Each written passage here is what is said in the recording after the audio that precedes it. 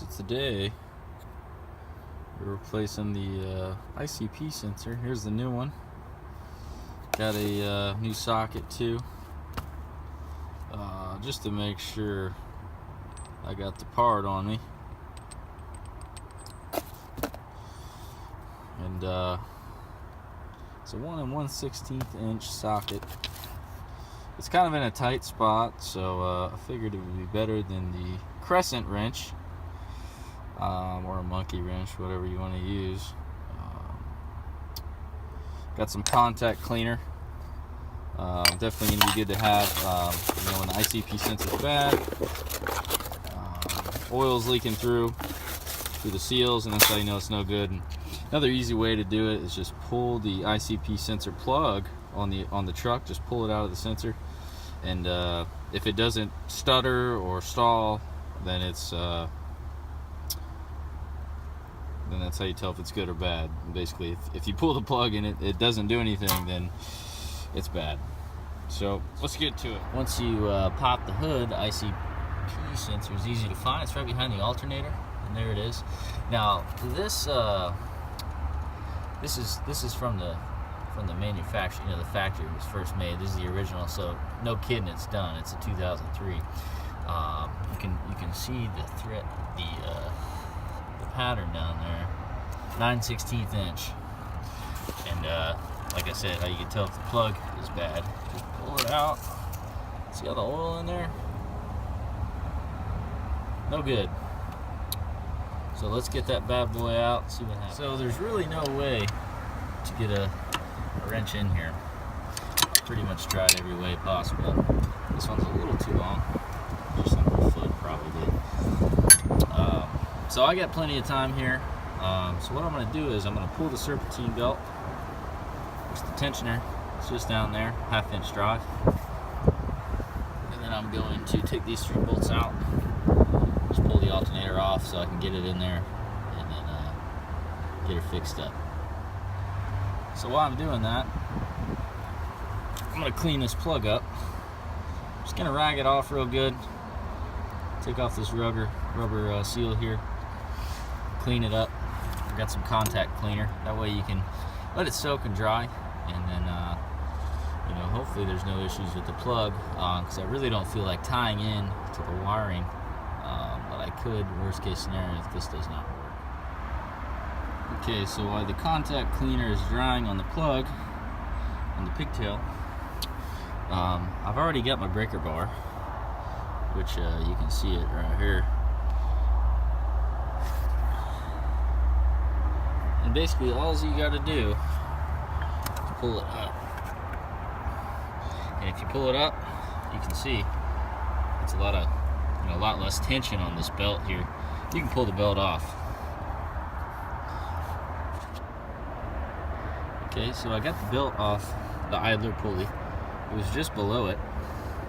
And instead of taking the whole belt off all the pulleys, so you don't have to loop it through and fish it through and make sure it's right, you can actually just keep the breaker bar on top of the main crankshaft pulley, and it keeps enough tension to where the belt doesn't come off all the other pulleys. You can just pull off the alternator pulley there. You can just take these 3 bolts off. You can take the alternator off.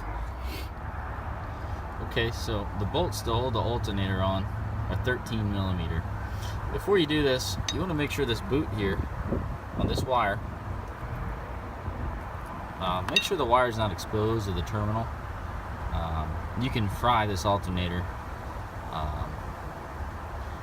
if you ground it, but I recommend definitely unhook both batteries, or one, but most likely if you have a 7.3 liter, it's going to have 2 batteries.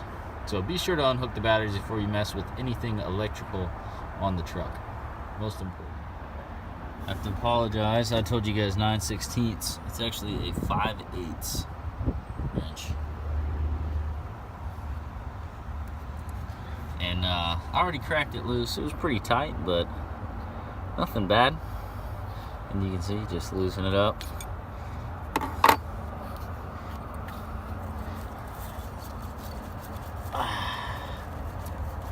Now, be sure not to drop anything down in that hole. This is going to your high pressure oil line.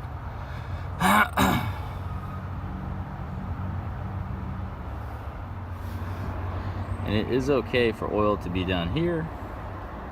It is not okay for oil to be here with the electronics plug into. It means it's making it past the sensor, and somehow it's failed. This 7.3 liter is the 2003, and it has 129,000 miles on it. This is the original sensor, so go figure it's bad. Okay, I cleaned the pigtail connection again with some contact cleaner, electronic. Got the new sensor here. And I kind of clean the area where it needs to be plugged in, just to make sure, once again, nothing goes in there. And you just screw it in. And you want to get it hand tight first before you do any kind of tightening here. Yeah. And so this here is 1 1/16 inch. I actually just went ahead and grabbed a socket. I'm always losing them, or it's getting moved around in one of the trucks or the trailers. It's always good having an extra. And typically I keep all the extras in my personal truck where I'm at. I'm doing all the fixes. So let's tighten it up. See, got my socket lined up.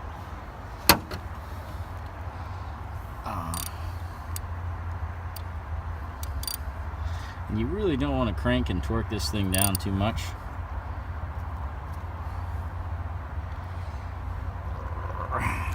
Just hand tight.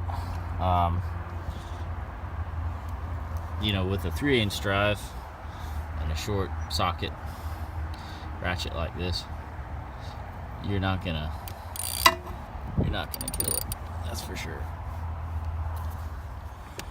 Okay, we're going to clean the contact one more time.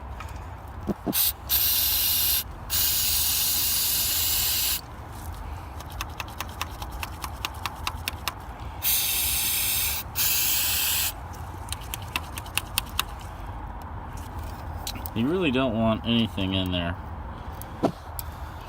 Last step for the sensor, which is the easiest, is you want to plug it in. But remember earlier, the rubber seal, I took it off to clean it. So you're going to want to put that on there. Just like so.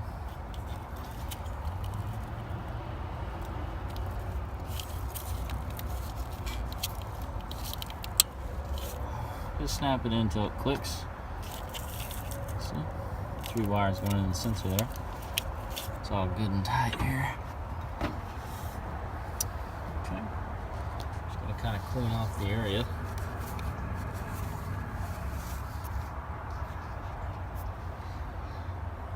Always while I'm up here, I like to just check everything else out. Make sure nothing else is, leaking oil. Or, I always like to check out the turbo, look for a leak. Anything like that, which I did have one leak. You can kind of see the dark spot up there. Had a low boost pressure. Everything looks good, so now all we got to do is mount this alternator back up. So the alternator set back up, and if you forget which way the alternator goes, wires are always on top.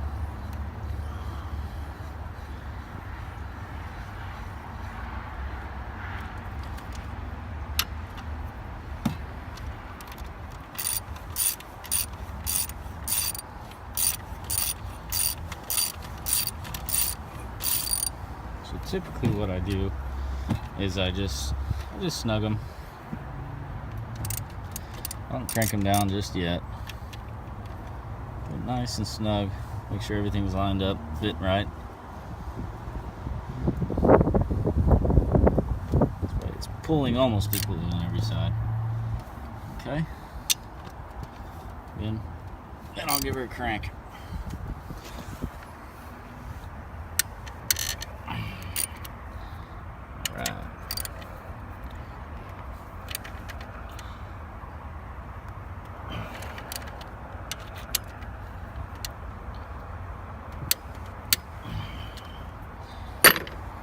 tight.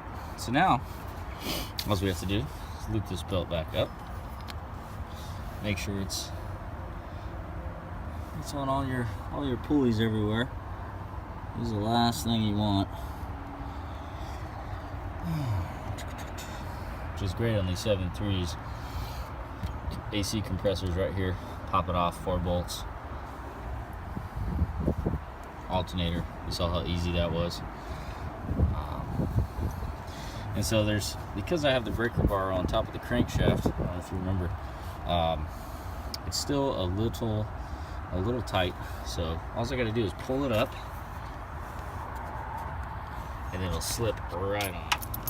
Okay, I verified that everything's plugged in. Belt's on right, bolts are tight. Nothing's in the way obstructing the engine bay. So go over here. Now, I did not reset the code yet. Let's see, we found the key here. Alright, so it might still be throwing a check engine light. Nope.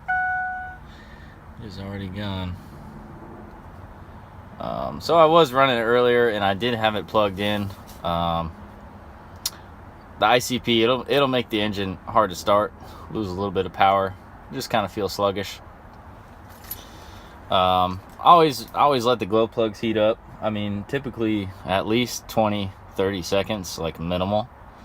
But waiting a solid minute is always good, because your glow plugs are heating for up to 120 seconds. Now I'm here in Florida, the landscape capital, and it rarely gets cold enough for me to do that. But it's not bad for the engine, you know. These 7.3 liters, they're not cold-blooded. They're not amphibious. I can't afford to have this thing down, so I take good care of it. So let's give it a start.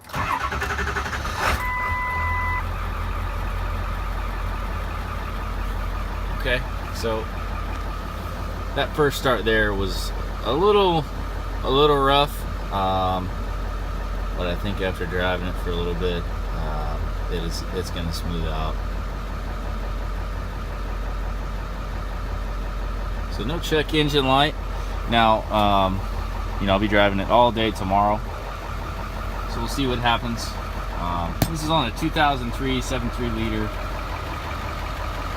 It's just a single cab. It's got a 14-foot box. It's a dump truck.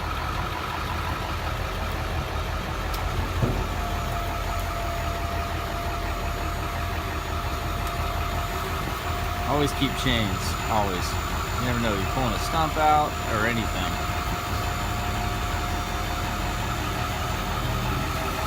Got the box about a third of the way up right now. While I'm doing this maintenance, I just check for the hydraulic oil. It's good to be topped off a little bit. You don't want to overdo it, you'll be leaking all over the road. Just check for leaks here and there. Just got some new tires on. Some 14-ply Ironmans. I know they're kind of generic, one of the cheaper brands. But I got all these back installed. They're just $700 installed. I cannot complain with that. That's balanced too. Usually don't balance the backs. They insisted, so I haven't noticed a difference between my other Goodyears. I just didn't want to pay the price of Goodyears. I'm going to see how long these last. Seat's a little messed up, but I know all you work guys, it doesn't matter. And before I filled this with foam and kind of taped it up with duct tape, Gorilla tape, put a seat cover over it, and that works. That'll last a couple months, but then you just got to repeat, you know, in 6 or 7 months. Not a whole lot of storage in these single cab 7.3 liter dumpers, but definitely a workhorse. It's already paid itself off. I mean, these kind of trucks, they'll pay themselves off the first year, 110%.